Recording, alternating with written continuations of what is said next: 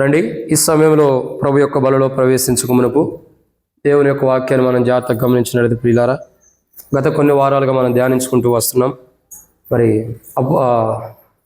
ప్రకటన గ్రంథం 4వ అధ్యాయం మొదటి వచనాన్ని కొన్ని రోజుల నుంచి మనం ధ్యానిస్తున్నాం. ఏంటి మాట అంటే సంఘం ఎత్తబడుట. ఏంటి మాట? సంఘం ఎత్తబడుట. సంఘం ఎత్తబడే విధానము, భాగములు, కొన్ని కోణాలు ఉన్నాయి. ఎలా సంఘం ఎత్తబడిద్ది? దాంట్లో మొదటి కోణం ఏంటి? మరణము కాని నిద్రలో ఉండవారు మొదట సంఘముగా లేపబడతారు, ఎత్తబడతారు అన్నది గత 5 వారాలు మనం చూసాం. ఇంకెక్కువ వారాలు చూస్తే కష్టం అనిపించింది. మరణం కాని నిద్ర గురించి ధ్యానిస్తుంటే చాలామంది మరణిస్తున్నారు, అందుకని దాని గురించి ఆపేసి. సరే, చాలా కోణాలు ఉన్నాయి. ఇప్పుడు ఈ వారం చూసే మాట ఏంటంటే సంఘం ఎత్తబడుటే. కానీ ఇది రెండో కోణం. మొదటి కోణం ఏంటి? మరణం కాని నిద్రలో ఉండేవాళ్ళు లేపబడతారు. సరే, రెండో కోణం ఏంటంటే ఒక మాట చదవండి, ప్రకటన గ్రంథం 4వ అధ్యాయం మొదటి వచనం. ఈ సంగతులు జరిగిన తర్వాత అందరం కలిసి నేను చూడగా అదిగో పరలోకముందు ఒక తలుపు తెరవబడి ఉండెను, మరియు నేను మొదట వినిన స్వరం బోరధ్వని వలె నాతో మాట్లాడగా వింటిని. ఆ మాట్లాడిన వాడికి ఎక్కడికి రమ్ము, ఇక మీదట జరగవలసిన వాటిని నీకు కనపరిచేదను. ఇక మీదట జరగవలసినవి చూడాలంటే చాలా టైం. సరే, ఇక్కడ మనం చూస్తున్న మాట ఏంటంటే సంఘం ఎత్తబడుట. ఇక్కడికి ఎక్కి రమ్మంటే సంఘం ఎత్తబడుట అని అర్థం. మధ్యాకాశానికి సంఘం వెళ్తుంది. సంఘం మధ్యాకాశానికి వెళ్ళిన తర్వాత ఏం చేస్తుంది అన్నది ఏ ప్రకటన గ్రంథం 4వ అధ్యాయం 2వ వచనం కాడి నుంచి మనం ధ్యానించుకుంటూ వస్తే మనకు అర్థమైపోయింది. సరే, ఇప్పుడు చూసే మాట సంఘం ఎత్తబడే కోణంలో మొదటి కోణం ఎవరు ఎత్తబడుతున్నారు? మరణము కాని నిద్రలో ఉన్నవారు ఎత్తబడుతున్నారు. అది 5 వారాలు ధ్యానించాం. ఇప్పుడు రెండో కోణం ఏంటంటే, రండి, అపోస్తలుడైన పౌలు తెస్సలోనికీయులకు రాసిన మొదటి పత్రిక 4వ అధ్యాయం 15వ వచనం. అపోస్తలుడైన పౌలు తెస్సలోనికీయులకు రాసిన మొదటి పత్రిక 4వ అధ్యాయం 15వ వచనం. మేము ప్రభు మాటను బట్టి మీతో చెప్పినది ఏమనగా, ప్రభు రాకడ వరకు సజీవులమై నిలిచియుండు మనము నిద్రించిన వారి కంటే ముందుగా ఆయన సన్నిధిని చేరము. సరే, ఇప్పుడు ఎవరు చేరుతున్నారు? మొదట ఎవరు సంఘంగా ఎత్తబడుతున్నారు ఆయన సన్నిధిలోకి? మరణం కాని నిద్రలో ఉండేవారు, అంటే మృతులయ్యి మరణం కాని నిద్రలో ఉండేవారు లేపబడుతున్నారు. వారు మృతులయ్యారే కానీ వారు చనిపోలా. ఎట్లా ఉంటారు వాళ్ళు? మరణంలో కూడా ఇంకా జీవిస్తూనే ఉంటారు. సరే, రెండో కోణం ఎవరు అంటే సజీవులమై నిల్చుండి మనం. అంటే మొదట మృతులైన వారు లేపబడతారు, తర్వాత సజీవులమై నిల్చుండి మనం లేపబడతాం. అంటే ఇప్పుడు ఎవరి గురించి చూడాలా? సజీవుల గురించి. సజీవులు అంటే ఏ సజీవులు లేపబడతారు? దాంట్లో కూడా 2 కోణాలు ఉన్నాయి. సజీవులు అంటే భూమి మీద ఎంతమంది యేసు ప్రభువు వచ్చినప్పుడు బ్రతికుంటారు? ఉంటారా లేదా? ఇప్పుడు మనం మందిరానికి వచ్చాము, ఏదో కొంతమంది వచ్చాము. ఇంకా రాని వారు ఈ నరసాపురంలో ఎంతమంది సజీవులుగా లేరు? అవునా కదా? కాబట్టి మనం ఏం చేయాలా? ధ్యానించే వాక్యం అర్థం చేసుకోవాలి. ఒక సీటు కన్ఫామ్గా పక్కన పెట్టండాక. ఇక్కడ దేవుని యొక్క వాక్యాన్ని చూసినట్లయితే సంఘం ఎత్తబడే కోణంలో ఇది రెండో కోణం చూస్తున్నాం. దీంట్లో ఏంటంటే సజీవులే కానీ జీవం కలిగిన వారు ఎత్తబడతారు. ఎవరు ఎత్తబడతారండి? సజీవులే కానీ జీవం కలిగిన వారు. ఎవరు? సజీవులే కానీ జీవం కలిగిన వారు. మీరు మరలా చెబుతున్నానండి, చెవి కలిగిన వారు వినును గాక. సజీవులే జీవం కలిగిన వారు ఎత్తబడతారు. సజీవులు లేపబడతారని బైబిల్ ఉంది కదా. ఏ సజీవులు లేపబడతారు అంటే సజీవుల్లో కూడా జీవం కలిగి ఉండాలి. అంటే భూమి మీద ఎంతమంది బ్రతికున్నా ఆ బ్రతికున్న వారిలో జీవం లేకపోతే, క్రీస్తు యేసు యొక్క జీవం లేకపోతే వాళ్ళు ఎత్తబడరు. అర్థమవుతుందండి? ఎవరైతే సజీవులుగా ఉండారో, సజీవులుగా ఆ సంతోషం దగ్గర ఉన్నది బండికి కీ అంటే ఉన్న బండికి. కాబట్టి సజీవులే కానీ జీవం కలిగిన వారు ఎత్తబడతారు. ఏ సజీవులు ఎత్తబడతారు అంటే సజీవుల్లో జీవం ఉండవారు. అంటే యేసు ప్రభు వారు వచ్చినప్పుడు కడబోర మోగిద్ది. ఏమవుతుందండి? అపోస్తలుడైన పౌలు తెస్సలోనికీయులకు రాసిన మొదటి పత్రిక 4వ అధ్యాయం 16వ వచనం ఏమని రాయబడుతూ వచ్చింది? ప్రభు ఎలా వస్తున్నాడో రాయబడుతూ వచ్చింది. ఇంకా అవన్నీ ధ్యానించలా, చాలా మర్మాలు ఉన్నాయి. సంఘం ఎత్తబడే కోణం, ప్రభు ఎలా వస్తాడు ఏంటంటే చాలా రోజులు పట్టింది. ఇది అప్పుడే అవ్వదు, చాలా పెద్ద స్టోరీ. పెద్ద స్టోరీ అంటే ఏదో కల్పితాలు కాదు. ఇది ఈ యొక్క మొత్తం కాన్సెప్ట్ మొత్తం మనకు సంవత్సరం పట్టింది. ప్రకటన గ్రంథం 4వ అధ్యాయం మొదటి వచ్చిన ఇంకా సంవత్సరం పట్టింది. ఇప్పుడు ధ్యానించిందే దాదాపు 22 వారాలు 23 వారాలు ధ్యానించాం. ఇంకా సంవత్సరం పట్టింది అని అర్థం చేసుకోండి ఎంత మర్మం ఉందో. అంటే సజీవులు ఎత్తబడాలా, సజీవుల తర్వాత క్రీస్తునందున్నవారు లేపబడాలి, ఇంకా ఆ తర్వాత ప్రభు ఎలా వస్తాడో, ఎలా వచ్చిన తర్వాత ఎవరిని తీసుకొస్తాడో, సంఘం ఇక్కడి నుంచి ఎలా వెళ్ళిద్దో, ఇవన్నీ చాలా మర్మాలు. అందుకే బైబిల్ స్టడీలో ఇవన్నీ చెప్పాలి అసలు. కానీ బైబిల్ స్టడీలో చదువుతానికి వారానికి ఒక్కరోజే, ఆరాధన అయితే వారానికి 2 కోణాల్లో ధ్యానించవచ్చు. కానీ అందుకని మనం సిద్ధపడడానికి ఒక అవకాశం ఉంటుంది. అన్ని కోణాలు అసలు సంఘ ప్రార్థన ఏంటి, బైబిల్ స్టడీ ఏంటి, ఉపవాస ప్రార్థన ఏంటి, ఇంకా ఆరాధన ఏంటి, అన్ని ప్రభు సిద్ధపాటు కొరకే. మొత్తం వర్తమానాలన్నీ కూడా సిద్ధపాటులోనే ఉన్నాయి. ఏది కూడా ఏది ఈ రోజుల్లో ఇప్పుడు వరకు అయిపోయే కోణాల్లో వర్తమానాలు లేవు. ఆ ప్రతి కూడికి వర్తమానం ఎలా ఉంది, సంఘంగా సిద్ధపడి వెళ్తానికే సిద్ధంగా ఉంది. సరే, ఇక్కడ చూసామాట సజీవుల్లో అంటే సజీవులే ఎత్తబడతారు, కానీ సజీవుల్లో జీవం కలిగిన వారు మాత్రమే ఎత్తబడతారు. ఎవరు ఎత్తబడతారండి? సజీవులే, కానీ సజీవుల్లో జీవం ఉండేవారు మాత్రమే ఎత్తబడతారు. సరే, ఈ కోణాన్ని మనం చూద్దాం. సజీవులే కానీ జీవం ఉండేవారు ఎత్తబడతారు. అవ్వలోకి జీవం ఎలా వచ్చింది? అవ్వ మొదటగా సజీవురాలుగా చేయబడింది, తర్వాత ఆమెకు జీవం ప్రభు అనుగ్రహించాడు. సజీవురాలుగా ఎలా చేయబడింది? 1 నరుల్లో నుండి తీయబడింది, 2 ఒక్కటిగా తీయబడింది, 3 సహాయం కొరకే సృష్టించబడింది, 4 ఆయన స్వరూపంలో సృష్టించబడింది, 5 ఏక శరీరంగా సృష్టి చేయబడుతూ వచ్చింది, 6 సిగ్గులేనటువంటి విధానంలో సంపూర్ణమైన దేవుని మహిమతో నింపబడింది, 7 దేవుని స్వహస్తాలతో నిర్మాణం చేయబడింది అవ్వ. ఇలాంటి అవ్వ సజీవులుగా ఉంది కాబట్టి ఆమెలో జీవాన్ని ఉంచాడు. ఆ జీవాన్ని ఆమె పోగొట్టుకుంది పండు తిని. సరే, ఆ సంగతి మనకు వద్దు. ఇప్పుడు ఆమెదే ఇంకొక కోణంలో చూద్దాం. పండు గురించి వద్దు, ఇప్పుడు ప్రతిసారి పండు చెప్పవసరలా. పండ్లు ఇని ఆ పండు ఎవిటేసిపోయింది మనకి. ఇప్పుడు చెప్పే కోణం ఏంటి? దేవుని కృపను బట్టి అసలు మనలోకి జీవం ఎలా వచ్చింది చెప్పండి, లేదా మనం సజీవులకు ఎలా అవుతూ వచ్చాం? మీరు మొదట్లో రాలే కదా వర్తమానం వినటానికి, అందుకే మీకు తెలియలా. మొదట్లో ఎన్నోవారు చెప్పగలుగుతారు. కుర్చీలు చూడండి అన్న బ్రదర్స్ వైపు, కొన్ని ఖాళీలు ఉన్నాయి, మీరు సంపూర్తి చేసుకోండి. ఒక మాట చెప్పాలంటే సజీవులు, అసలు మనం సజీవులుగా ఎలా వచ్చాం ఈ లోకానికి? ఆరాధన వర్తమానం ఉన్నవారు చెప్పొచ్చు. మనం సజీవులుగా ఎలా వచ్చాం? 7 పాయింట్లు. ఏ పాయింట్ గుర్తుండేది అంటారా? సజీవులుగా ఎలా వచ్చామంటే దేవుని కృపను బట్టి మన తండ్రి మన తల్లి వారి యొక్క శరీరం ద్వారా తల్లి గర్భం నుండి మనం సజీవులకి లోకానికి వచ్చాం. సజీవులుగా వచ్చిన మనలో జీవాన్ని ప్రభు ఉంచాడు. ఇప్పుడు మనం ఎవరి ద్వారా ఈ లోకానికి వచ్చాం? దేవుని కృపను బట్టి మన తల్లిదండ్రుల ద్వారా ఈ లోకానికి వచ్చి సజీవులుగా ఉన్నాం. మనలో జీవం ఎలా వచ్చింది? దేవుడిచ్చాడు. అది యేసు ప్రభు ద్వారా కలువరి శిలువ ద్వారా మనకు అనుగ్రహిస్తూ వచ్చాడు. సరే, 7 వరకు వాక్యం వింటున్నాం. ఇప్పుడు మనకి మొదట అవ్వకి జీవం వచ్చింది, ఆ తర్వాత మనందరికి వచ్చింది. అంటే దేవుని కృపను బట్టి అవ్వ ద్వారా మనకు జీవం ఎలా వచ్చింది అన్నది ఇంపార్టెంట్. అర్థమవుతుందండి? ఒక అవ్వ ద్వారానే కదా. అవ్వ తర్వాత ఎవరికి వచ్చిన జీవం? మొదట ఆదాము. ఆదాములో నుండి ఎవరికి వచ్చిన జీవము? అవ్వకు వచ్చింది. అవ్వ తర్వాత కయ్యూను. కయ్యూను తర్వాత హేబెలు. హేబెలు తర్వాత షేతు. షేతు తర్వాత ఎనోష్. ఎనోష్ తర్వాత మీరు ఇంటికి వెళ్ళి బైబిల్ చదువుకోండి. కాబట్టి అంటే ఒకరి తర్వాత ఒకరికి సజీవులుగా వచ్చేస్తున్నారు. వారిలో జీవము దేవుడు అనుగ్రహిస్తూ వస్తున్నాడు. జీవం అన్నది దేవుడిస్తున్నాడు. అయితే ఇప్పుడు ప్రశ్న, మనం వాక్యం ధ్యానించుకోవాల్సిన 2 ఏంటంటే దేవుని కృపను బట్టి హవ్వ ద్వారా, అంటే దేవుని కృపను బట్టి హవ్వ ద్వారా మనకు జీవం ఎలా వచ్చింది అంటే హవ్వ సజీవురాలుగా చేయబడింది. తనలో ఉన్న జీవము తన బిడ్డకిస్తూ వచ్చింది, తన కుమారులకి. ఆ కుమారులకి అట్లా వారి ద్వారా సంతానాలు కలుగుతూ వారిలో సజీవులుగా ఉంటూ వారిలో జీవం కలిగి వాళ్ళు ఉంటూ వస్తున్నారు. అసలు సజీవులు ఏంటి జీవం ఏంటి అన్న తర్వాత చెబుతాను. ఆ పాయింట్లు అన్ని సపరేట్గా ఉండి.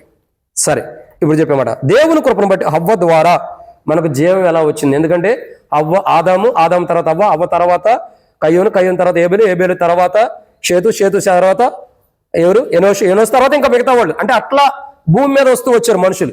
అట్లా మన తల్లిదండ్రులు కూడా వచ్చారు. వారి ద్వారా మనకు ఏమొచ్చింది? మనం సజీవులుగా చేయబడ్డాం. తర్వాత దేవుని కృపను బట్టి మనకు జీవం వచ్చింది. అయితే దేవుని కృపను బట్టి హవ్వ ద్వారా మనకు జీవం ఎలా వచ్చింది అంటే అక్కడి నుండి ఇక్కడ దాకా ఎలా వచ్చింది?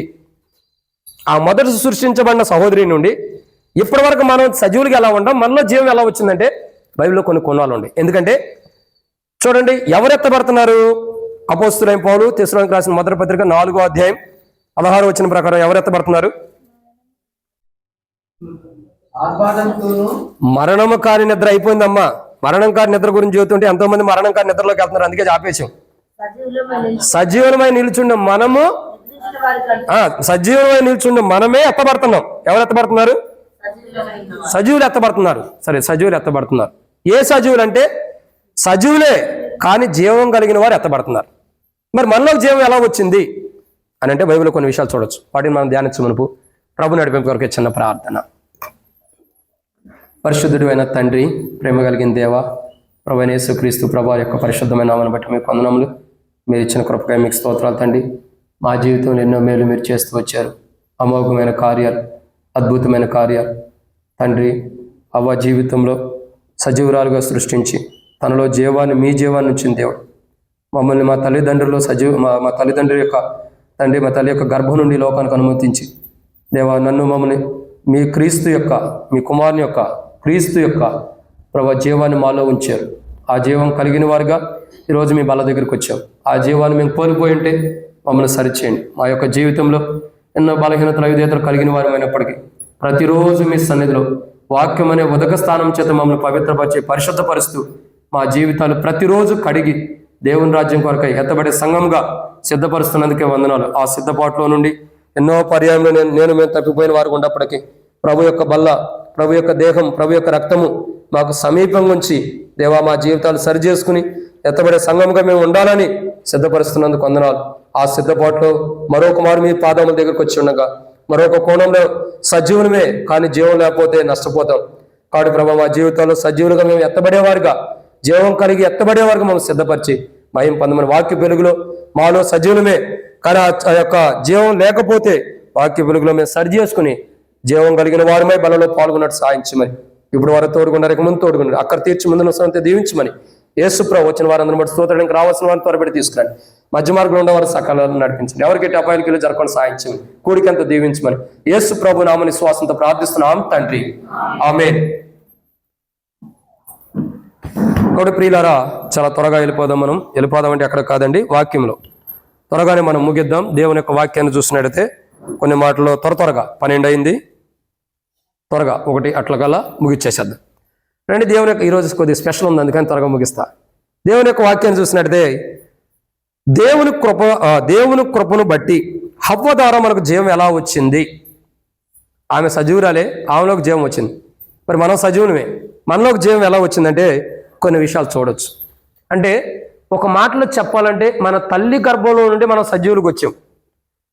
మన తల్లి గర్భం నుండి మనం సజీవులకు వచ్చాం. కానీ మనలో ఒక మాటలో చెప్పాలంటే క్రీస్తు జీవం ఎలా వచ్చింది? అసలు ఒక మాటలో చెప్పాలంటే తల్లి గర్భం నుండి మనం సజీవులకు వచ్చాం ఈ లోకానికి. క్రీస్తు యొక్క జీవం మనలో ఎలా వచ్చింది? ఎందుకంటే మన తల్లి నుండి మన సజీవులకు ఎలా వచ్చామో క్రీస్తు నుండి కూడా అలాగూ మనకు జీవం వచ్చింది. ఇప్పుడు మన తల్లి గురించి మనం ధ్యానిస్తే, అంటే అవ్వ గురించి ధ్యానిస్తే, క్రీస్తు గురించి కూడా మనకు ఎలాగైతే జీవం వచ్చిందని మనకు అర్థమైపోయింది. సరే, ఇక్కడ మనం కొన్ని మాటలు చూడొచ్చు.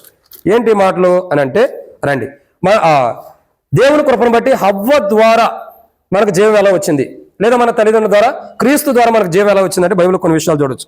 మొదటి మాట రండి, ఆదికాండం 3వ అధ్యాయం 16వ వచనం.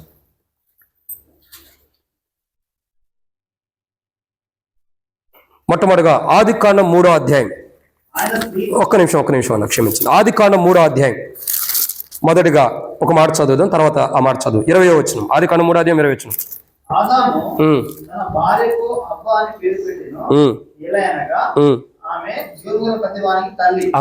ఇప్పుడు అర్థమవుతుందండి. అవ్వ ఎవరు? జీవం గల ప్రతివానికి తల్లి. అసలు ఆమెలోకి జీవం ఎలా వచ్చింది అన్నది ఇప్పుడు చూస్తున్నాం, ఆరాధనలో చూసాం. ఆమెలోకి జీవం దేవుడు ఎలా ఇచ్చాడు అన్నది, ఆమెను సృష్టించి ఆమెలో జీవాన్ని ఇచ్చిన అనుభవాన్ని మనం చూస్తున్నాం. మానవుల నుంచి సృష్టించి ఆమెలో జీవాన్ని ఇచ్చాడు, దాన్ని బట్టి మనం ప్రభుని ఆరాధించాం. ఇప్పుడు అవ్వ నుండి వచ్చిన జీవం, ఆమె ఏమని రాబడుతూ వచ్చింది? జీవం గల ప్రతివానికి తల్లి. ఎవరికి? జీవం గల ప్రతివానికి. అదే రీతిలో యేసు ప్రభు వారు నిజమైన జీవం కలిగిన ప్రతి వారికి ఎలా ఉన్నాడు? ఆయన ప్రభువుగా ఉన్నాడు. ఎలా ఉన్నాడు? ప్రభువుగా, క్రీస్తుగా, యేసుగా, రక్షకుడిగా అనుకుంటూ వచ్చాడు. సరే, ఇప్పుడు చూసే మాట ఏంటంటే, ప్రభు ద్వారా అవ్వ నుండి మనకి జీవం ఎలా వచ్చింది, లేదా క్రీస్తు నుండి మనకు జీవం ఎలా వచ్చింది? ఇంకో కోణంలో చెప్పొచ్చు, మన తల్లి నుండి మనకి సజీవుడిగా మనం ఎలా చేయబడ్డాం, క్రీస్తు నుండి మనం ఎలా జీవాన్ని పొందుకున్నాం అన్నది కొన్ని మాటలు చూడొచ్చు. చాలా అద్భుతంగా ఉంటాయి. స్త్రీలకైతే వాక్యం చెప్పంగానే, పాయింట్ చెప్పంగానే అర్థమైపోయింది మీకు. ఎందుకంటే ఆ బాధ మీదే. ఎవరిది? మీదే ఆ బాధ. బాధ అంటే భర్త చేత కొట్టబడతామో తిట్టబడతామో ఇది కాదండి బాధ. అసలు బాధ ఎప్పుడు ఉండేదో ఆ బాధని ఇప్పుడు చూస్తున్నాం.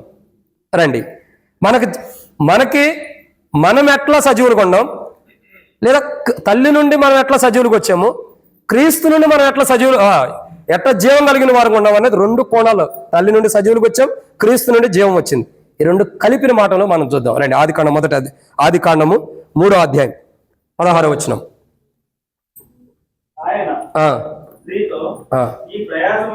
నీ ప్రయాసమును నీ గర్భవేదనను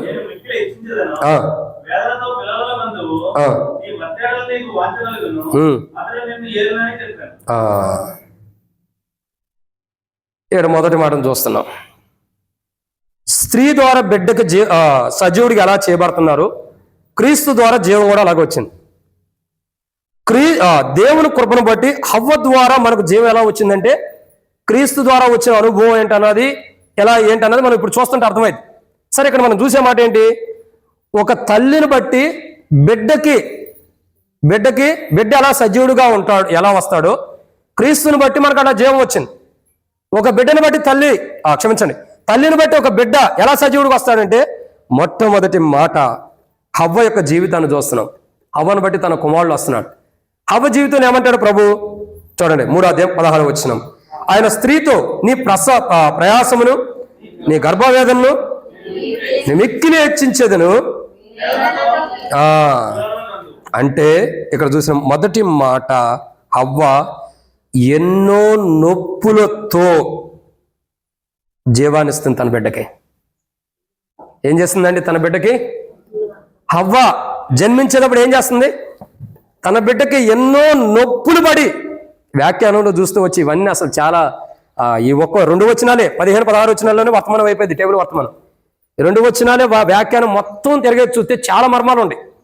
హవ్వ యొక్క జీవితం, హవ్వ యొక్క అనుభవాన్ని మనం చూసినట్టయితే ప్రియులారా, హవ్వ యొక్క జీవితంలో, హవ్వ యొక్క అనుభవంలో తన బిడ్డల్ని ఎలా కంటూ వచ్చిందంటే, తన యొక్క బిడ్డ తానే కాదు, మొట్టమొదట బిడ్డల కన్నా తానేగా. తన తర్వాతే మనందరికి వచ్చాం, మనమందరం పుడుతూ వచ్చాం. అవునా? మన తల్లిని మనం కంటూ వచ్చారు. మొట్టమొదట స్త్రీ తన బిడ్డని సజీవుడిగా ఎలా చేయగలుగుతూ వచ్చిందంటే, సజీవుడికి లోకానికి ఎలా తీసుకురాగలుగుతూ వచ్చిందంటే, అనేకమైన నొప్పులతో. ఏ నొప్పులండి? అనేకమైన నొప్పులతో తన బిడ్డని లోకానికి సజీవుడిగా తీసుకురాగలుగుతూ వచ్చింది. ఎన్నో నొప్పులు పడుతూ వచ్చింది. చెప్పలేనని నొప్పుల బాధనే ఆమె భరిస్తూ వచ్చింది. ఇక్కడ చాలా మంది తల్లులు ఉన్నారు, వివాహమై గర్భం ధరించి బిడ్డలు కన్నటువంటి వారు చాలా మంది ఉన్నారు. లేరా? ఉన్న తల్లులు చేతులు ఎత్తండి. చాలా మంది ఉన్నాం. లేరా? పెళ్లిగాని వాళ్ళు చేయొద్దమ్మా. చాలా మంది వివాహమైన తర్వాత పిల్లలు కన్న వాళ్ళు చాలా మంది ఉన్నాం. ఎలాగన్నాం? ఇప్పుడు పిల్లలకి అన్న తర్వాత వాళ్ళు పెంచలేక నొప్పులు పడుతున్నాం. కానీ కనేటప్పుడు ఎంత నొప్పులు పడి ఉంటాం? అంటే నేను కదలేండి, మీరు ఎంత నొప్పులు పడి ఉంటారు? ఎంత నొప్పులు పడి ఉంటారు చెప్పండి. ఒక బిడ్డకి జన్మనివ్వటానికి, ఒక బిడ్డని లోకానికి తీసుకురావడానికి, ఒక బిడ్డను సజీవుడికి లోకానికి తీసుకురావడానికి, ఒక బిడ్డను సజీవుడికి లోకంలో ఉంచడం కొరకు ఒక తల్లి ఎన్నో నొప్పులు భరించింది. ఎన్నో నొప్పులు అవి వర్ణించలేనంత వర్ణనాతీతమైన నొప్పులు ఒక తల్లికి మాత్రమే తెలిసింది. తన బిడ్డకి ఎలా జన్మనిచ్చింది అన్నది, ఎలా తన బిడ్డకి కన్నన్నది, ఎలా తన బిడ్డని లోకానికి సజీవుడిగా తీసుకొచ్చిందన్న విషయం ఒక తల్లికి మాత్రమే తెలుసు. ఎందుకంటే ఆ నొప్పులు ఆమె భరిస్తూ వచ్చింది. ఆ నొప్పుల్ని ఎంత నొప్పులు భరించిందో, ఎన్ని నొప్పులు భరిస్తూ వస్తుందో, ఒక తల్లి తన బిడ్డను సజీవుడిగా ఈ లోకానికి పంపించడానికి ఎన్ని నొప్పులైతే భరిస్తూ తన బిడ్డని ఈ లోకానికి సజీవుడిగా తీసుకొస్తుందో, యేసు ప్రభువారు ఒక వ్యక్తిలో జీవాన్ని ఇవ్వటం కొరకై కలువరి శిలువలో అంతకంటే అనేకమైన నొప్పులు భరిస్తూ వచ్చాడు. కలువరి శిలువలో ఆయన ఏం చేశాడు? అనేకమైన నొప్పులు భరిస్తూ వచ్చాడు. ఒక పక్క దేహం దున్నపడుతుంది నాగరస్థానం వల్లే, కొరడాలతో కొడుతున్నారు, 39 కొరడా దెబ్బలు. దేహం దున్నబడుతుంది, దేహం అంతా కూడా దున్నబడుతుంది, ఎన్నో నొప్పులు. మనకి మన పిల్లలకి ఒక స్కేల్ తీసుకుని ఒక దెబ్బ ఎత్తే ఎంత నొప్పి ఉండిద్ది? ఉండదా? ఉండిద్దా లేదా? ఉండిద్ది. కటాక్షం ఎప్పుడు జీవితం ఉండిద్ది. నీ చేయి చాలా చురుకు ఎక్కువ అయ్యా అని. కొన్ని చేతులేమో చురుకు ఉంటాయి, కొన్ని చేతులేమో చురుకు తక్కువ ఉంటాయి. నా యొక్క చేతిదనం నా పెద్ద కుమార్తెకు వచ్చింది. ఆమె అంతే, ఆమె కొట్టిందంటే సౌండ్ పెద్దగా వచ్చింది, బాగా నొప్పి ఎక్కువ వచ్చింది. అంటే గుణలక్షణాలు వస్తాయి కదా అలాంటి. ఇక్కడ చెప్పే మాట ఏంటి? నొప్పులు అంటే చేత్తో కొడితేనే అంత నొప్పి ఉంటే పేగులు మొత్తము కూడా కదిలించబడి, పేగులన్నీ కూడా టైంలో కదిలించబడి, పేగులన్నీ కూడా కదిలించబడిన స్థితిలో పేగుల్లో నుండి తల్లి గర్భం నుండి ఆ బిడ్డ బయటకు వచ్చేటప్పుడు ఆ తల్లికి ఎన్ని నొప్పులు ఉంటాయి, ఎన్ని నొప్పులు భరిస్తుంది. ఒక తల్లి అన్ని నొప్పులు భరించినప్పుడు, ఒక బిడ్డకి సజీవుడికి లోకాన్ని తీసుకురావడానికి అన్ని నొప్పులు భరిస్తున్నప్పుడు యేసు ప్రభువారు మనల్ని సంఘముగా చేసి తన స్వరక్తం ద్వారా కడిగి సంఘముగా సజీవులమేమో నిలిచి ఉన్న మనలో జీవముంచి, ఆ సజీవులుగా ఉన్న మనలో జీవముంచి ఆ జీవముతో సంఘముగా మనం ఎత్తబడాలని మన కొరకై కలువరిశిలలో ఎన్నో నొప్పులు పడుతున్నాడు. ఆ నొప్పులు బాధలు చూసి చాలా మంది స్త్రీలు అయ్యో ప్రభా ఏంటి నీకేదా అనుకుంటుంటే ఒక మాట అంటాడు, యెరూషలేము కుమార్తెలారా నా కోసం ఏడవకుడి. మరి ఎవరి కోసం ఏడాలా? మా కోసమా?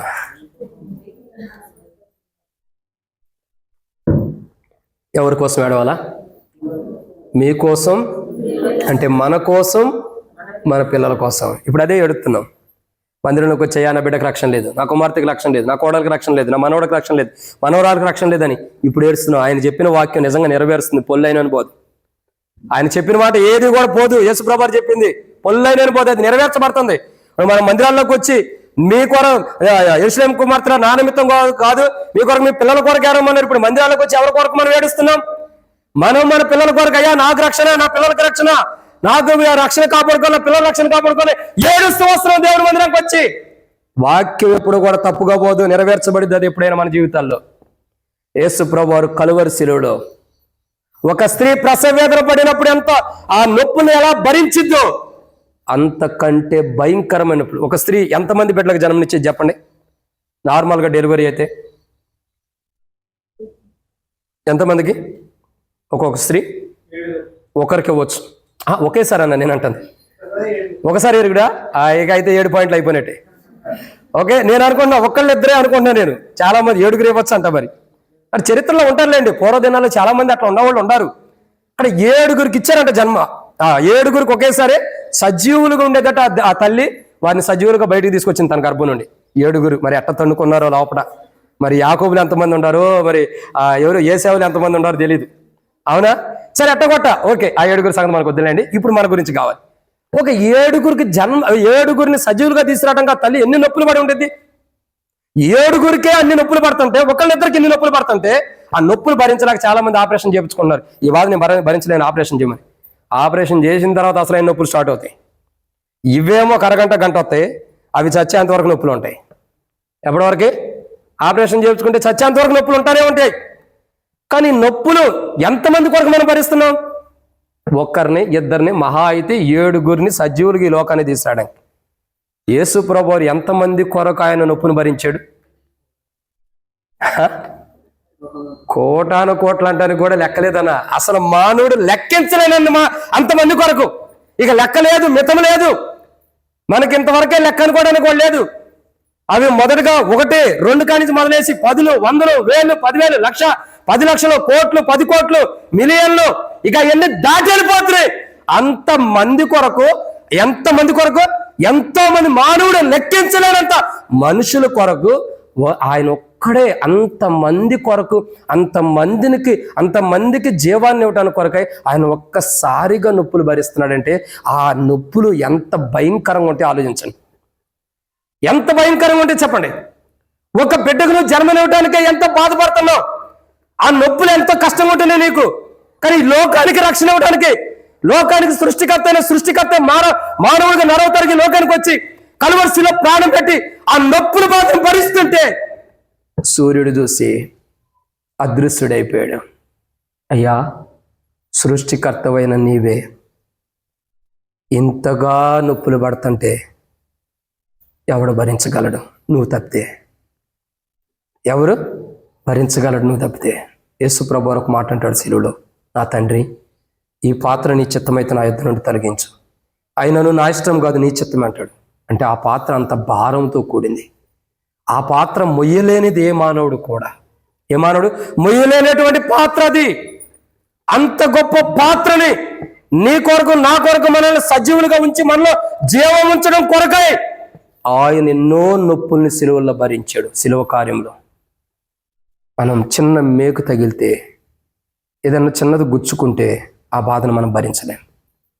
అవక్కనేమంటాం, తగిలిందంటాం. తర్వాత బొబ్బలు వచ్చినాయి అని ఎంతమంది చూపిస్తామో చూపిమా. చాలా ఉంటాయి మన దగ్గర బాధలు వస్తే, నొప్పులు వస్తుంటే. ప్రభు ఎవరికి చూపించుకున్నాడు ఆ బాధ? ప్రభు పడే నొప్పులు ఎవరికి చూపించుకుంటున్నాడు? ఎవరు చూస్తున్నారు ఆయన నొప్పుల్ని? అన్ని నొప్పులు అసలు ఆయన ఎందుకు పడాలి? ఈ లోకం అంతటికి రావాలి, ఈ లోకం అంతటిని ఒకేసారి కనటానికి ఆయన ఎందుకు అన్ని నొప్పులు పడాలి? మనలో జీవం ఇవ్వటానికి. మనం జీవం లేని వారికి ఉన్న సజీవులమే, కానీ జీవం లేదు మనలో. ప్రభు యొక్క జీవం, దేవుని యొక్క జీవం మనలో లేదు, కానీ సజీవులమే. ఆ శ్రేష్టకరమైన జీవం మనలో ఇవ్వటం కొరకు యేసు ప్రభు వారు మన నిమిత్తమే కలువరి శిలువలో ఎవ్వరూ పడనన్ని నొప్పులు పడుతూ వచ్చాడు మన కొరకై. ఆ నొప్పులు నా వల్ల కాదు వర్ణించడం, నా వల్లే కాదు, ఏ సేవకుడు ఏ బోధకుడు వల్ల కూడా కాదు ఆయన పడిన నొప్పులు వర్ణించాలంటే. అంత భయంకరమైన నొప్పులను ఆయన భరిస్తూ వచ్చాడు. ఎందుకు తెలుసా? మన తల్లి అన్ని నొప్పులను భరించి మనల్ని సజీవుడికి లోకానికి ఇస్తుంది, కానీ క్రీస్తు అసలు నిజమైన జీవాన్ని మనకి ఇవ్వటానికి ఒకరోజు పరలోకంలో పూర్తిగా జీవించడం కొరకు. మళ్ళీ చెబుతున్నానండి, మందిరం లోపలికి వచ్చేటప్పుడే ఫోన్ సైలెంట్లు అన్న పెట్టండి, స్విచ్ ఆఫ్ అన్న చేసేయండి. మందిరంలోకి వచ్చేటప్పుడే ఫోన్ సైలెంట్లు అన్న పెట్టండి, స్విచ్ ఆఫ్ అన్న చేయండి. మందిరంలో డిస్టర్బెన్స్ ఉండకూడదు. కాబట్టి ఎంతో గొప్పగా ఒక తల్లి తన బిడ్డను సజీవుడిగా తీసుకురావడానికి ఎంత నొప్పులు పడుతుందో, మనల్ని జీవంలోకి తీసుకురావడానికి అంతకంటే ఎక్కువ నొప్పులను ప్రభు భరించి ఏం చేశాడు? మనకి సిలువలో ఆయన భరించాడు. చేతుల్లో వస్తున్న నొప్పులు ఒక్కటి గుర్తుపెట్టుకోండి, ఒక మాట చెబుతా. ఎముకకి ఎప్పుడైనా దెబ్బ తగిలితే నొప్పుకుంటుందా? శరీరానికి దెబ్బ తగిలితే నొప్పి ఉంటుందా? సరిగ్గా చెప్పండి, ఆలోచించి. ఎముకకు తగిలితే నొప్పి ఎక్కువ ఉంటుందా? శరీరానికి తగిలితే నొప్పి ఎక్కువ ఉంటుందా? మొదట శరీరానికి తగిలిన దానికి నొప్పి ఉంటుంది, ఆ తర్వాత ఎముకకు తగిలితే అప్పుడు నొప్పి వస్తుంది. శరీరం తర్వాత ఎముక, అవునా కదా? సరే, ఏదైనా నొప్పి ఎక్కువ ఎప్పుడు ఉండిద్ది? ఎముకకే ఎక్కువ నొప్పి. ఎక్కడ నొప్పి ఎక్కువ ఉండిద్దండి? ఎముకకే. యేసుప్రభు వారు చెయ్యి ఎట్లా పెడితే ఏ ఆధారం లేదాడ, సిలువలో ఎట్లా వేలాడుతుంటే ఈ ఎముకల మధ్యలో గుండా వెళ్ళిన మేకు ఆయన్ని బాధిస్తూ ఉంటే ఆ నొప్పిని ఎలా తట్టుకున్నాడు? ఒక పక్కన చేతులు సరే కింద నుంచోడానికి అన్న అవకాశం ఉందా? రెండు కాళ్ళు కూడా అటు ఇటు జరక్కోకుండా ఒకదాని మీద ఒకటి పెట్టి సిలువ వేశారు. ఆ కాళ్ళల్లో ఉండ ఎముకల్లో గుండా మేకులు దిగుతుంటే మరి ఆ నొప్పులు ఎలా తట్టుకున్నాడు? ఇంకొక ఆయన వచ్చేమో ఇది జాలదని చెప్పని తలకు ఆల్రెడీ ముళ్ళు కిరటం పెట్టారు, తల్ల ఉండ ఎముకలు కూడా గుచ్చబడుతున్నాయి. ఇది కాదని చెప్పని ఇంకొక ఆయన వచ్చేమో బల్లె పొడి పడుతున్నాడు. ఈ నొప్పులన్నీ ఎందుకు? ఆయనకి ఏమైనా పని లేక చేశాడా? మరి ఎందుకు? మనలో జీవం ఉంచి, సజీవులుగా ఉండ మనలో జీవం ఉంచి మనం సంఘముగా ఎత్తబడి ఒకరోజు జీవం కలిగిన దేవుని రాజ్యంలో సజీవులుగా జీవం కలిగిన వారుగా ఉండాలని. కానీ మనమైతే అసలు ఆ ఆలోచనలే లేవు. బలలో పాల్గొంటున్నాం కానీ చాలామందికి అసలు మనం ఎందుకు మందిరానికి వస్తున్నాం, దేనికి బలలో పాల్గొనాలా, ఎందుకు మనం బలలో పాల్గొనాలి, ఏమీ లేదు. ఆదివారం బలలో పాల్గొనాలి, వెళ్ళాలంతే. ఇది కాదండి. ప్రభువారు మనం సజీవులుగా ఉండ మనలో జీవాన్ని నుంచి సంఘముగా ఎత్తబడాలని మన కొరకే తన శరీరాన్ని తన రక్తాన్ని మనకు మధ్యలో ఉంచాడు. దాన్ని మనం కాపాడుకుంటే దాన్ని లేత పోగొట్టుకుంటాం. ఇది మొదటి మాటే. ఇక రెండో విషయం చూద్దారండి. నేను అన్నట్లు ఒకటి అట్లాగే ముగిచ్చేస్తా. ఏ రెండో విషయం దేవుని యొక్క వాక్యం చూసినట్టు ఆదికాండం 3వ అధ్యాయం 16వ వచనం. ఆదికాండం 3:16. ఆయన స్త్రీతో, నీ ప్రయాసమును నీ గర్భవేదనను నేను మిక్కిలి హెచ్చించెదను. వేదనతో నీ పిల్లలను కందువు. నీ భర్త యేడల నీకు వాంఛ కలుగును. నీ ఏలుబడి చేశాను. అక్కడ ఉండి చూడమ్మా, తెచ్చినట్టున్నారు, ఒక మగ్గులో తీసుకురండి. సరే, కాబట్టి ఇక్కడ రెండో కోణం చూద్దాం త్వరగా. ఆదికాండం 3:16 చూసినట్టయితే హవ్వ యొక్క జీవితంలో రెండో చూస్తున్నాము. ఆమె తన బిడ్డలకు తన బిడ్డలను ఎలా సజీవులుగా ఈ లోకాన్ని తీసుకొస్తుంది, తన జీవితాన్ని బట్టి క్రీస్తు మన జీవితంలో మన జీవం ఎలా తీసుకొచ్చాడని మనం చూస్తున్నాం. హవ్వ ఎన్నో నొప్పులు పడి ఈ లోకానికి తన బిడ్డని సజీవుడిగా తీసుకొచ్చింది. క్రీస్తు ఎన్నో నొప్పులు పడి మనలో జీవాన్ని నుంచి, ఆ కలవరిశిలువ ద్వారా మనలో జీవాన్ని నుంచి దేవుని రాజ్యానికి జీవం కలిగిన వారిగా తీసుకెళ్తున్నాడు సంఘంగా. ఇక రెండో కూడా ఇక్కడ చూస్తున్నాం. ఏంటి రెండో మాట? హవ్వ ఏం చేస్తుంది? ఎంతో బాధతో, ఇక్కడ వ్యాఖ్యానం రాయబడుతూ వచ్చింది. ఏమని? స్త్రీ, ఆయన స్త్రీతో, నీ ప్రయాసమును నీ గర్భవేదనను నేను మిక్కిలి హెచ్చించదును, వేదనతో పిల్లలను కందదు, నీ భర్త యేడల నీకు వాంఛ కలుగును, అతను నిన్ను ఏలునా నేను. అంటే అక్కడ చూసిన మరొక కోణం ఏంటంటే బాధ. ఏంటండి? బాధ. ఆ స్త్రీ ఎవరు? హవ్వ. తన బిడ్డకు తన బిడ్డను సజీవుడికి ఎలా తీసుకొస్తుంది ఈ లోకానికి? బాధతో. ఎలా తీసుకొస్తుంది? బాధ. మరి ఆ బిడ్డనగా ఫస్ట్ టైం ఆ బిడ్డ గర్భంలోకి వచ్చినప్పుడు బాధ ఉంటుందా, సంతోషం ఉంటుందా? బాధ ఉందా? చూడండి, పిల్లలు లేరు, కొత్త పెళ్ళి అయింది అనుకోండి, ప్రెగ్నెన్సీ వచ్చింది, ఏం చెప్తాం? అయ్యో నా భార్యకు ప్రెగ్నెన్సీ వచ్చిందని ఏడుతూ కూర్చుంటారా? చెప్పండి, ఏడుస్తామా? గంతులు వేస్తాం. ఎందుకు గంతులు వేస్తాం? సంతోషం ఉంటుంది. గంతులు వేసిన అయిపోయి సంతోషం ఉంటుంది. పోన్లే, పెళ్ళి అవ్వగానే గర్భఫలం వచ్చింది, మేము ఒక బిడ్డకు జన్మనిస్తాం. సరే, పెళ్ళైనా కొన్ని సంవత్సరాలకైనా గర్భఫలం వస్తే ఏం చేస్తారు? ఇన్ని సంవత్సరాలకైనా మాకు గర్భఫలం వచ్చింది, దేవుడు ఇస్తున్నాడు అని సంతోషంగా ఉంటాం. అసలు గర్భం వస్తుందంటే చాలు, వచ్చిందంటే చాలు, ఏం చేస్తాం? గంతులు వేస్తాం. అప్పుడు సంతోషం ఉంటుంది. ఆ గర్భంలో పెరిగిన బిడ్డ కాలం సంపూర్ణమైనప్పుడు ఈ లోకానికి వచ్చేటప్పుడు, ఆ బిడ్డ లోకానికి వచ్చినప్పుడు ఎలా ఉండిద్ది? ఏ బాధ వేసిద్ది. అప్పుడు ఉన్న సంతోషం ఇప్పుడు ఉండదు. కొన్ని అయితే ఇప్పుడు లేదులే, కానీ బయట ఏం చేస్తారు? శ్రీమంతాలు అంటారు, ఏదో ఒక మంతాలు చేస్తారు. ఇవన్నీ చేసేవాళ్ళు ఉంటారు. క్రైస్తవులు కూడా శ్రీమంతాలు అయ్యి చేస్తారు. అయ్యా ఇన్నో నెల వచ్చింది, అన్నో నెల వచ్చింది, ఇంటికి తీసుకురావాలి, అంటికి తీసుకురావాలి, అవి చేయాలి, ఈ చేయాలని చేసేవాళ్ళు క్రైస్తవులు ఎంతమంది లేరు? ఇంకా హెబ్రోన్ సహవాసన కూడా చాలా మంది చేసేవాళ్ళు ఉంటారు. నిజమైన హెబ్రోన్ సహవాసన ఉన్న వాళ్ళు చేయరు, చేసేవాళ్ళు ఉంటారు కొంతమంది. ఇక అర్థం చేసుకోండి మీరే.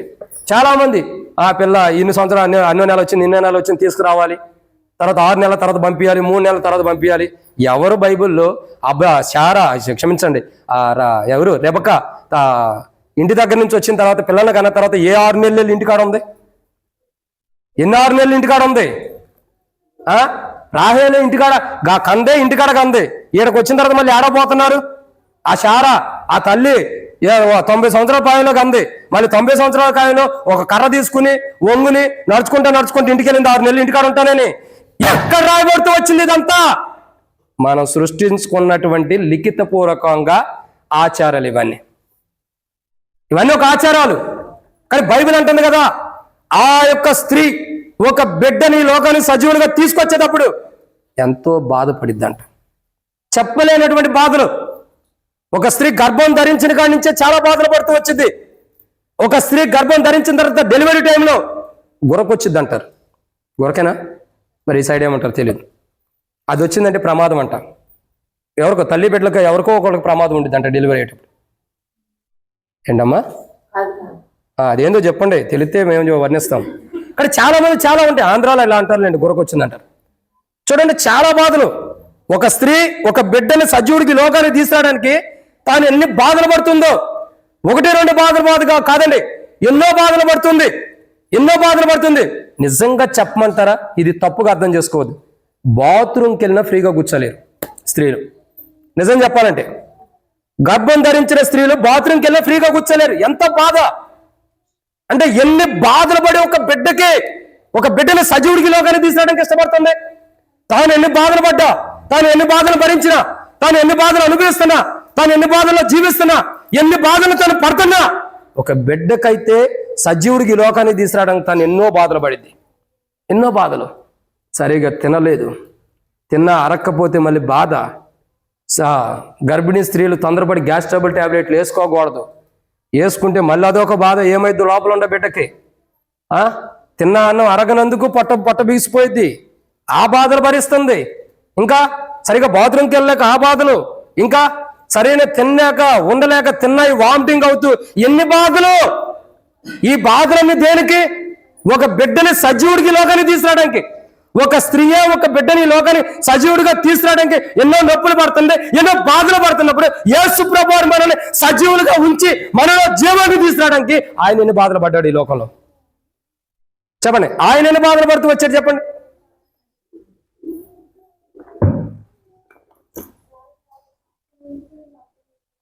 ఇప్పుడు నా పేగులు బాధలు పడుతున్నాయి. ఎందుకు నా పేగులు బాధలు పడుతున్నాయి చెప్పండి? ఆకలి, త్వరగా ముగించుకోరా నాయన అని చెప్పి లోపల కేకలేస్తున్నాయి. సరే ముగించేత అన్న టైం ప్రకారం అయిపోద్ది నేను దేవుని కృపను బట్టి. ఇప్పుడు ఒక మాట గమనించండి, ఆయన మనల్ని సజీవులుగా ఉంచడమే కాదు, మనలో జీవం ఉంచి మా జీవం కలిగిన సంఘముగా మనం ఎత్తబడాలని. సజీవులంటే ఎవరో తెలుసా? సజీవులంటే జీవం కలిగిన వారు, బ్రతుకున్నటువంటి వారనే కాదు, వారిలో జీవం ఉండాలి, క్రీస్తు యొక్క జీవం. ఆ జీవం కలిగిన వారుగా మనం ఎత్తబడాలని మన నిమిత్తమై యేసు ప్రభువు వారు కలువరి శిలువలో ఎన్నో బాధలు పడుతున్నాడు కాదు, పడ్డాడు. ఎన్నెన్నో బాధలు పడ్డాడు. ఈరోజు ఈ రక్షణ మనకు ఎలా వచ్చింది? ఈ మారుమనసు ఎలా వచ్చింది? ఈ పాప క్షమాపణ ఎలా వచ్చింది? ఈ పరలోక రాజ్యానికి వెళ్ళడానికి జీవం మనకు ఎలా వచ్చింది? ఆయన ఎన్నో నొప్పులు బట్టి, ఆయన ఎన్నో బాధలను భరించబట్టి మనకు పరలోక రాజ్యానికి వెళ్ళటానికి మనలో జీవం వస్తుంది. పరలోక రాజ్యం వెళ్ళటం కొరకే మనలో ఈ రక్షణ, మారుమనసు, పాప క్షమాపణ, విశ్వాస జీవితం ఉంది. ఇది లేకపోతే మన జీవితం ఏంటి చెప్పండి? యేసు ప్రభు వారి నొప్పులు పడపోతే తల్లి ఆ నొప్పులు పడపోతే మనం ఈ లోకానికి వస్తామా? తల్లి ఆ బాధపడపోతే మనం ఈ లోకానికి వస్తామా? నాకెందుకులే పిల్లలు అనుకుంటే మనం ఈ లోకంలో పుట్టిండే వాళ్ళమా? లేదు. ఆమె ఒక బిడ్డకి జన్మనివ్వటానికి, ఒక బిడ్డను సజీవుడిగా ఈ లోకాన్ని తీసుకురావడానికి ఎన్ని నొప్పులు భరిస్తుంది, ఎన్ని బాధలు భరిస్తుంది యేసు ప్రభు వారు. మనకెందుకులే, వాళ్ళు ఎట్టబోతే ఏమిలని వదిలిపెట్టుకోకుండా మనం పరలోక రాజ్యం రావాలని, దేవుని రాజ్యంలో ఉండాలని, దేవుని రాజ్యంలో నివసించాలని, దేవుని రాజ్యంలో జీవం కలిగిన వారు ఉండాలని, దేవుని రాజ్యంలో సజీవుడిగా ఉండాలని మన కొరకై ఆయన ఎన్నో నొప్పులు, ఎన్నో బాధలు భరించిన వాడుగా ఉన్నాడు శిలువలో. ఇది రెండో మాట. అలా భరించి తన శరీరం, తన రక్తాన్ని మనకు సమీపం ఉంచి ఆ రక్తంలో, ఆ దేహంలో తిని ఆ రక్తంలో పాల్గొన్నవాడే.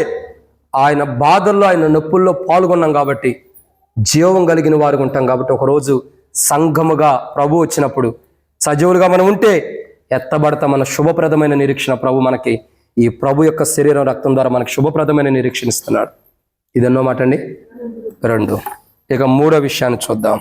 ఆదికాండం 3వ అధ్యాయం 16వ వచనం. ఆయన స్త్రీతో ఈ ప్రయాసమును నీ గర్భవేదనను నేను మిక్కి హెచ్చించుదును. వేదనతో పిల్లలను కనుదువు. నీ భక్తిలో నీకు వాంఛ కలుగును. ఎన్నో మాట అండి ఇది? 3. ఇక 3వ మాటను చూసినట్టయితే ఏమని రాయబడుతూ వచ్చింది? మరియు క్షమించండి, ఆయన స్త్రీతో నీ ప్రయాసమును నీ గర్భవేదన నేను మిక్కిలి హెచ్చించేదను. ఇక 3వ మాటను చూసినట్టయితే ఏంటి 3వ మాట? హవ్వ యొక్క జీవితం. ప్రయాసముతో ఒక బిడ్డను సజీవుడిగా ఈ లోకాన్ని తీసుకొస్తుంది. ఎలా తీసుకొస్తుందండి? ప్రయాసముతో ఒక బిడ్డని ఈ లోకాన్ని తీసుకొస్తుంది. యేసు ప్రభువు వారు ఎంత ప్రయాసపడి మనల్ని సజీవుల గురించి, మనలో జీవం ఉంచటానికి ఎంత ప్రయాసపడ్డాడు ఈ లోకంలో. చూడండి, యేసు ప్రభువు వారు ఒక తల్లే ఒక బిడ్డని సజీవుడికి లోకాన్ని తీసుకురావడానికి ఎంతో ప్రయాసపడింది. గర్భం ధరించిన తర్వాత కానీ, డెలివరీ టైంలో చాలా ప్రయాసపడదా? డాక్టర్ల ఫోర్స్ ఎక్కువ ఉంటుంది. ఒక పక్కన బిడ్డ అడ్డం తిరగవచ్చు, అడ్డం తిరిగిన వాడిని నిలువుగా తిప్పాలి. నిలువుగా తిప్పిన తర్వాత భూమి మీదకి వచ్చిన తర్వాత అన్ని అడ్డదిడ్డంగానే తిరుగుతూ ఉంటాడు. ఎన్ని ఉంటాయి బాధలు, ఎన్ని బాధలు. ఆ తల్లికి ఒక మాటలో చెప్పాలంటే ఎంత ప్రయాసం చూడండి. ఒక బిడ్డని లోకానికి సజీవుడిగా తీసుకురావడానికి ఎంత ప్రయాసపడిద్దామే, చెప్పలేనంత ప్రయాసం. మామూలు ప్రయాసం కాదు. బయట ఉండి మనం ఏం చేస్తాం? ఓ టెన్షన్ ఉండేది, మగ పిల్లోడు పుడతాడా ఆడపిల్ల పుట్టిద్దాం, మగ పిల్లోడు పుడతాడా ఆడపిల్ల పుట్టి. మళ్ళీ ఇంకో టెన్షన్ ఉండదులేండి, అటు ఇటు గానోళ్ళు పుడతారన్న టెన్షన్ ఉండదు. మగ పిల్లల ఆడపిల్ల. ఆమె వచ్చిద్ది, వార్త చెప్పిద్ది, లోపలేమో ప్రయాసపడిద్ది. ఆమె ఒక బిడ్డను కంటానికి ఆడపిల్లో మగపిల్లో ఏదో ఒక బిడ్డ దేవుడు ఎత్తాడు, సంతోషించాలి. ఆడపిల్లలని పక్కన పడేస్తావా, మగపిల్లని నెత్తి మీద పెట్టుకుంటావా? నెత్తి మీద కూర్చున్న వాడే నేను కిందకు నొక్కుతాడు ఒక రోజు. అంటే మగపిల్లని తక్కువగా నేను అంటలా. అట్లానే ఆడపిల్లలందరూ కూడా ఏదో కింద ఉన్నారు మంచోళ్ళని నేను అంటలా. అది మనం నడిపించే విధానాన్ని బట్టి మన పిల్లల జీవితాలు ఉంటాయి, అంతే తప్పగా వేరే కోణం కాదు. మగపిల్లడు పుట్టినంత మాత్రం నీకు కిరీటం రాదు దేవుని రాజ్యంలో. ఆడపిల్ల పుట్టినంత మాత్రం కిరీటం పోదు. అవునా కదా? ఎవరున్నా లేకపోయినా మన విశ్వాస జీవితం, మన పిల్లలు జీవించే జీవితాన్ని బట్టి వాళ్ళకి మనకి కిరీటాలు దేవుని దగ్గర ఉంటాయి. కాబట్టి ఈ రోజుల్లో ఈ ఆడవాళ్ళే ఎంతో మంది ఐఏఎస్లు, ఐపీఎస్లు, ఎంతో మంది కలెక్టర్లు అయ్యి, ఎంతో మంది ఎమ్మెల్యేలు, ఎంపీలు కూడా అవుతున్నారు. ప్రధానమంత్రులు కూడా అయ్యి ఉన్నారు ఆల్రెడీ మనం పుట్టకముందే. మరి ఎంతో మంది ఎన్నో కోణాలు అవట్లా. ఎవరు తక్కువ చేశాడు దేవుడు? ఎవరిని తక్కువ చేశాడు? ఎవరిని తక్కువ చేయరా?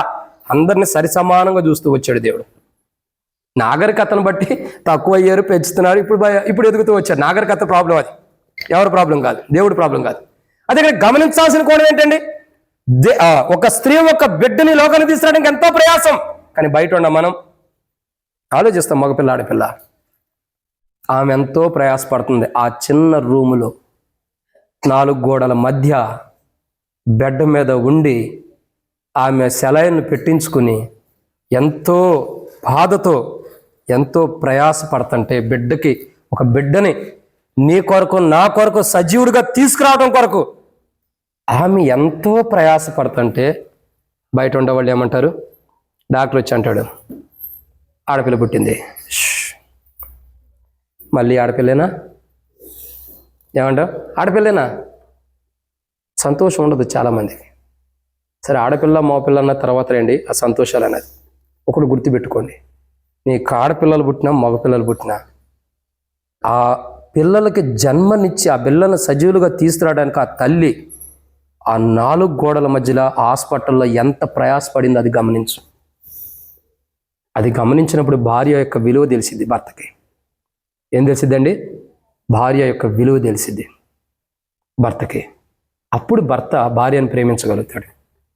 ప్రియులారా, యేసు ప్రభువారు మన కొరకై స్త్రీ 4 గోడల మధ్య ప్రయాసపడింది.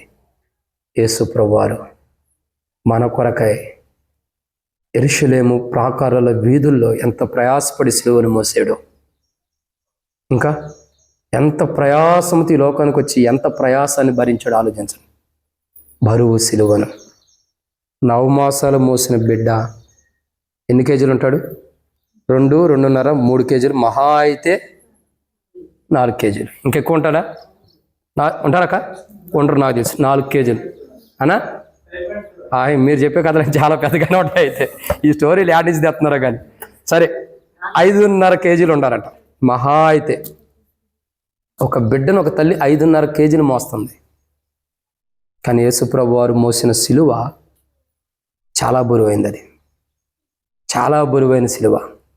కానీ అంత బరువైన సిలువని బలహీనమైన శరీరంతో ప్రయాసముతో మన కొరకై, మనం సజీవులు గుండా మనలో జీవాన్ని నుంచి దేవుని రాజ్యానికి సంఘముగా ఎత్తబడాలని మన కొరకై ఆయన బరువు సిలువని తన బలహీనమైన శరీరముతో ప్రయాసంతో యెరూషలేము ప్రాకారంలో మోసుకుని, బరువు సిలువను మోసుకుని గోల్గోతా కొండ వరకు వచ్చాడు.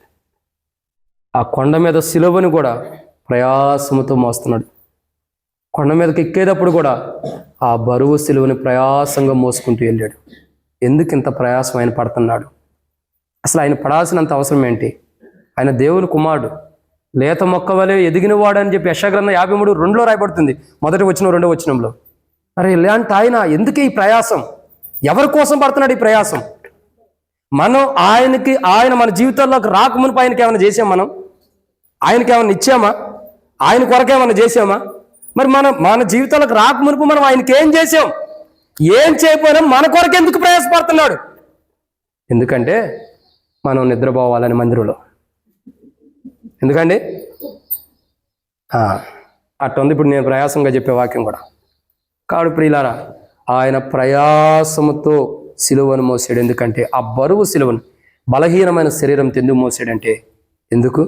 మనం సజీవులుగా ఉన్నప్పుడే మనలో జీవం ఉండాలి. క్రీస్తు నిమిత్తమైన జీవం, క్రీస్తులో ఉన్న జీవం మనలో ఉంచి మనల్ని సజీవులుగానే మనలో ఉన్న క్రీస్తు జీవముతోనే దేవుని రాజ్యాన్ని తీసుకెళ్లడం కొరకై ఆయన ప్రయాసపడి మనల్ని జీవం కలిగిన వారుగా కంటూ వచ్చాడు ఆయన. స్త్రీ ప్రయాసంతో తన బిడ్డని ఎలా కనిద్దు, ఎక్కువ ప్రయాసంతో ప్రభువారు తన ప్రయాసముతో మనల్ని జీవం కలిగిన వారుగా దేవుని రాజ్యం ఉంచడం కొరకై ప్రయాసపడ్డాడు. ప్రియులారా, ఈరోజు మన క్రైస్తవ జీవితం ఎలా ఉందో, ఈ ప్రభు యొక్క శరీరం ఊరకనే మన దగ్గరికి తీసుకురాబడాలి. ఏదో గోధుమల నుండి, ఏదో ఆయిల్, ఏదో సిద్ధపరచబడినటువంటి రొట్టె కాదు ఇది. ఏదో ద్రాక్షకాయల నుండి తీయబడిన రక్తంగా ద్రాక్షారసం కాదు ఇది. ప్రభు శరీరం నలగొట్టబడి విరగొట్టబడిన శరీరం, మన కొరకే చిందించబడిన రక్తం. ఎందుకంటే ప్రయాసంతో వచ్చింది మన మధ్యలోకి. ఎందుకు తెలుసా? మనకు జీవాన్ని ఇవ్వటానికి. ఆ జీవం కలిగిన వారుగా దేవుని రాజ్యానికి మనం కొనిపోబడాలని, సంఘంకి ఎత్తబడాలని మన కొరకై దిగిరాబడుతూ వచ్చింది. ప్రయాసంతో వచ్చింది ఇది, క్రయధనంతో వచ్చింది, కానీ ఊరకనే రాలేదు. ఎన్నో మాట ఈ మాట 3. ఇక 4 విషయాన్ని చూద్దారండి.